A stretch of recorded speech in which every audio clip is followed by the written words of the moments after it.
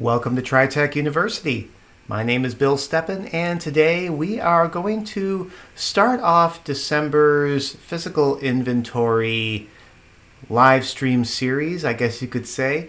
We're going to talk a little bit about what you can do to get yourself and your software kind of ready to do a physical inventory. This is mostly going to be kind of more of like a talking session versus a showing session. And by all means, I encourage you to make use of the chat function over to the right if you have any questions, or especially if you have any comments or tips and tricks that you'd like to share. So over on the right side of the screen, next to the playlist tab, is the chat tab. I encourage you to tap onto that or click onto that, and then down at the bottom you'll see the nickname button. Go ahead and click on that and type your name in, and then you'll be able to chat with not only myself but with others here. Hello Devin, hello Kara, I hope you guys are doing great. And yeah, so let's go ahead and let's switch over to my screen. Like I said, I won't probably have a whole lot to really show today, but for the most part, when we talk about getting ready to start a physical inventory, in other words, we're getting ready to count what we have in the store and make sure that it coincides with the counts that the computer itself has. So to kind of help out with that, and the most of these suggestions were actually brought to me from Kara, who is in attendance. So just a few things to kind of think about that you can do at any time, but especially ahead of a physical inventory. And most of these are going to be reports. So why don't we do this? Let's click into the reports menu, and let's start with probably the most basic one we can run, which is the inventory count by category. You'll find that in the current inventory report menu, and it'll be here by default, third down and third over. Also, if you're just using the drop-down menus, it will be in that current inventory report menu, and it'll be eighth or ninth or so from the top. But when you run this report gives you the ability to basically see what numbers you have in stock. And in particular, of course, outside of just focusing on like your specific location that you're counting, and if necessary, you can break this down to certain categories or subcategories or attributes.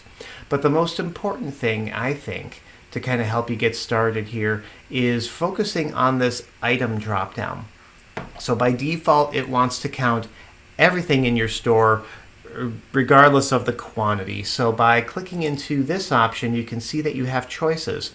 And in particular, what you may want to do is run this report where AIM already thinks you have less than 0 in stock. So by selecting that specifically, you can then come in, and of course you would print that out or show it to screen like I'm doing. And you can see I do have a product here or there that is showing a negative computer quantity. So in other words, I've essentially oversold on what the computer thought I had by a quantity of 1 on this RT10 product here, and then also a quantity of 1 on these 2 individual mountain bags. So again, this is something that right away, by running this report, you can definitely say, oh, we are definitely off on these. Let's go and check these out. Maybe they never got received, or a quantity was off on that. Either way, you can go and check those out really quickly, and more than likely what you'll wind up doing is just going in and fixing that quantity directly. You can definitely do that by just going into the change inventory program and then bringing that item up. Let me bring this over to the proper monitor. And we can go right to RT10, and if we take a look at the location tab, we can definitely see, okay, yep, for that warehouse location, We are sitting at a -1. So if necessary, we could go in and we could say, yep, let's zero that out or find out whatever the quantity actually should be. In this case, we're just going to go ahead and update that to be 0. And then we can save that. And now that is updated. What that will do is, for those of you who are of a bookkeeping mindset, if we take a quick look at the ledger activity for the day, so let's ledger by reference. And again, we'll bring this over to the proper monitor, and we'll just do today through today, and we'll run this report, print this to the screen, and we can see basically what this does is this just makes an adjustment between your inventory quantity or your inventory asset account and your shrinkage account. So because it doesn't necessarily know what really happened with that, it's just reducing your shrinkage and increasing your asset count.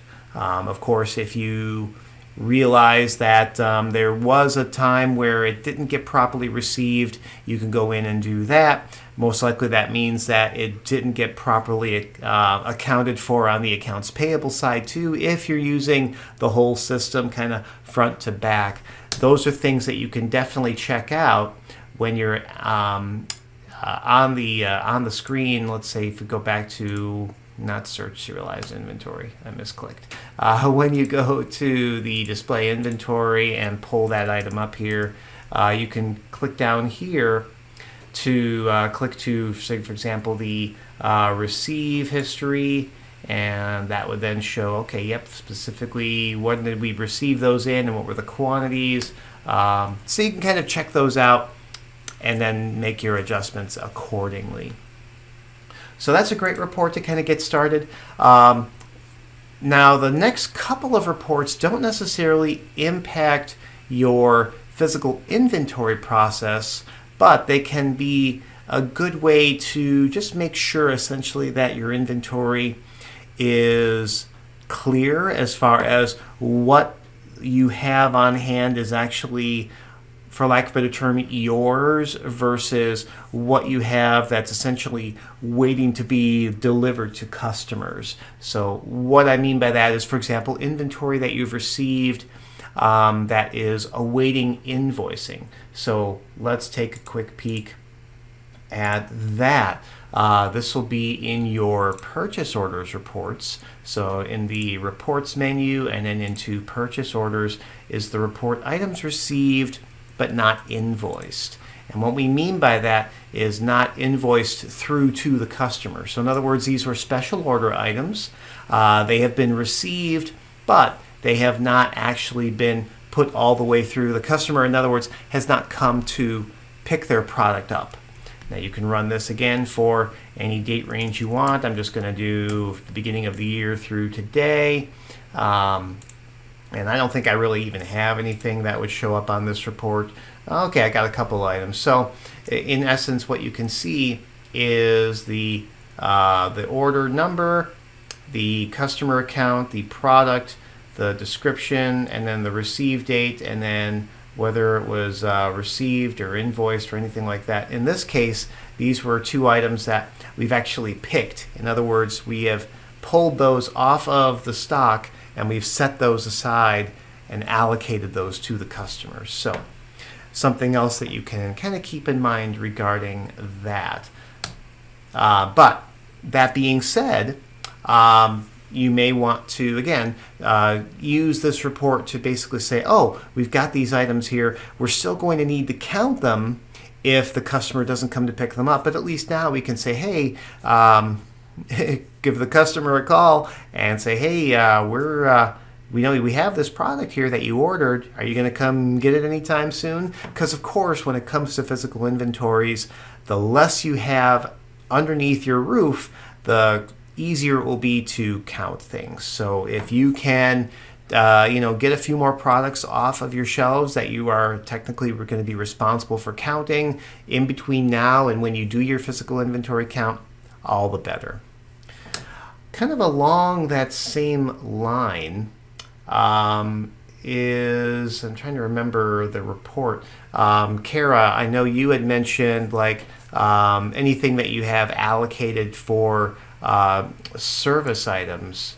I don't know if there's necessarily an inventory report for that. But what Kara had mentioned to me, for example, was anytime when you have products that are attached to a service ticket, the service ticket itself is still open. But say, for example, like various products that the customer is having installed or that you are using for the purposes of a repair or service, like if you're in the music industry, for example, strings or rosin or lubricants, anything like that. If you're in other industries, of course, we could be talking about bicycle seats. We could be talking about new sights on firearms. We could be talking about sewing needles. We could be talking about any number of products in your inventory that that could be used for the purposes of a service. So again, I don't know if we necessarily have a report for that, but just kind of looking around here. So we've got service history, inventory without service history. I'm not so sure we have any specific reports for that. But probably just probably open services would be probably the thing we could do here in this case. So services by status. And if nothing else, at least you could run this report for your completed services. In other words, service tickets that are in essence done that are waiting for the customer to come and pick up their product that they dropped off for service. You're not necessarily going to count service items because they're not really your inventory, but if there is inventory allocated to those services, by having the customer come pick those up and then invoicing those out, those can reduce the number of items that you are considering to being counted when it comes to your inventory. So in other words, it will take it from that allocated status to officially selling it out, those products that we talked about as far as being attached to those services. So that being said, honestly, when it comes to physical inventory, really AIM is pretty good about kind of guiding you through the process. So there's not too much that we really need to do prior to doing a physical inventory count. One thing I will mention, and I was going to mention this in week 3, the part 3 of this series, but when it comes to layaways, if you are doing layaways at your store, when you put something on layaway, even though it's technically part of your inventory, it is not going to be considered counted for the purposes of a physical inventory. In other words, it's assuming that you've taken that product and you've taken it off the shelf, you've taken it essentially away from your normal stock, and you are kind of tucking it away, maybe in like a layaway closet or someplace special that is kind of reserved for items on layaway. In other words, it's not part of your normal inventory, so it can't be confused with something that is just available for sale. So with that in mind, if you've got, let's say, 10 of something in stock, or 10 of something, let me use better terms, 10 of something on hand, and AIM says you have 10 of that item on hand, but then it might say you have a quantity available of 9, and one of that one that's missing is reserved for a layaway. Well, in that case, when you get to the point where you're counting your inventory, AIM is going to expect you to count 9 of them. It's not going to expect you to count 10. That's not the same as inventory that is allocated to a customer's special order. So back to that same scenario, if you have 10 of something in stock, or again on hand, and you have 9 available to sell, but it does not show a quantity out. In other words, it's not showing that it basically says you've got 1 on a special order. It will expect you to count all 10 because the possibility exists that the customer cancels that special order. And in other words, in that case, it's just going to be rolled over into store stock at that point. So something to keep in mind. And yes, of course, customers can cancel layaways all the time. And if that's the case, you'd be taking it, out of that reserved layaway area and putting it back on your store shelves. Really, at this point, if there are any other tips and tricks that you'd like to share with other AIM users in attendance here, by all means, definitely go ahead and type those into the chat area over here.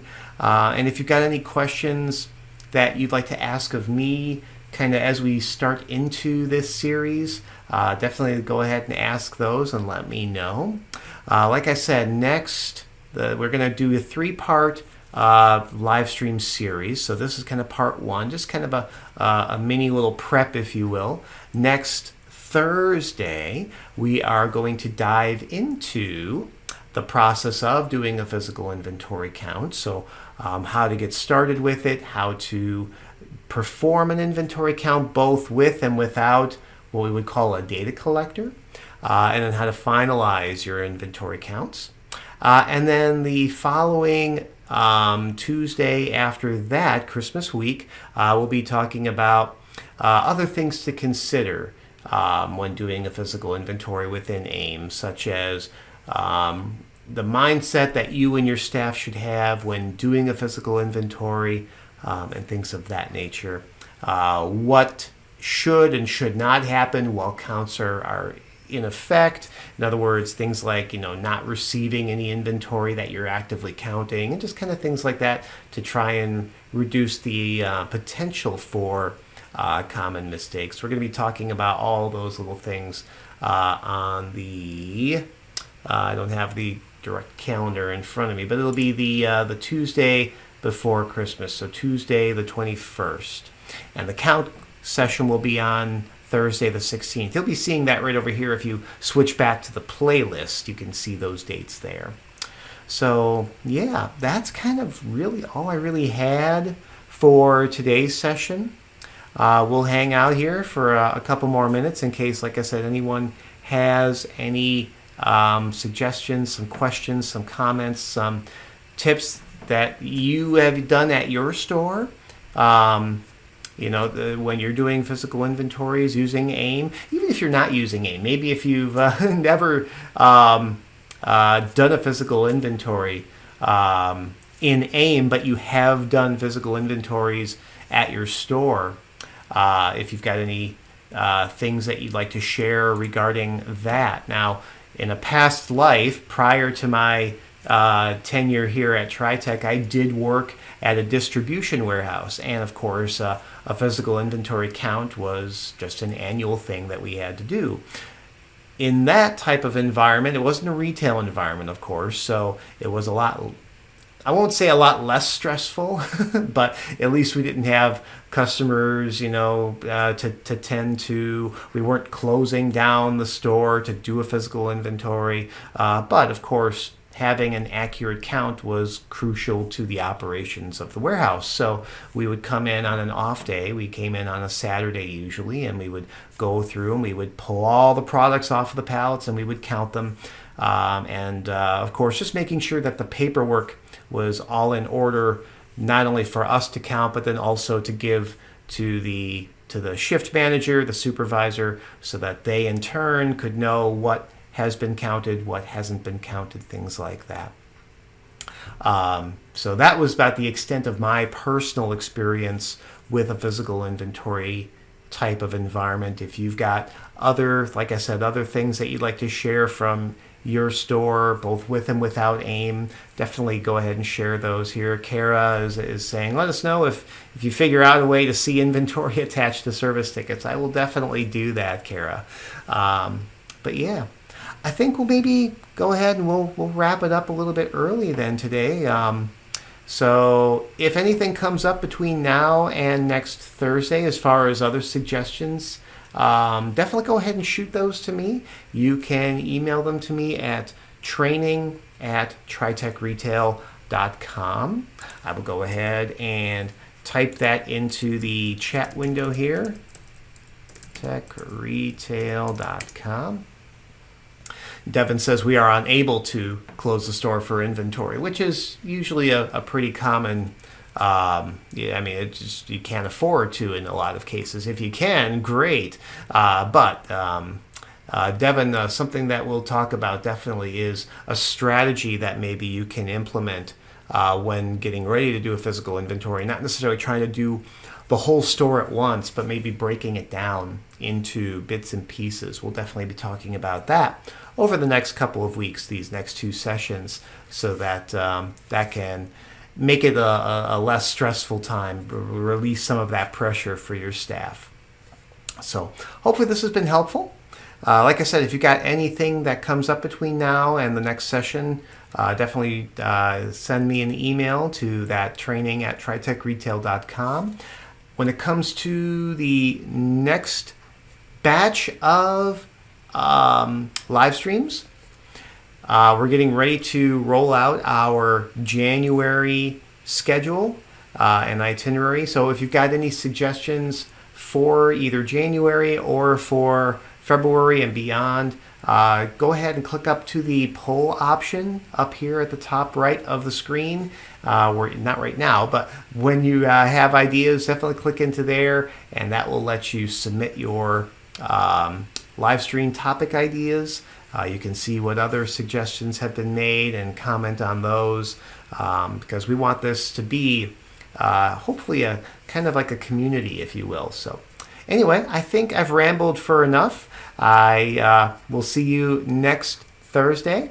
And in the meantime, I hope you can all make it a great day. Take care, and we'll see you then.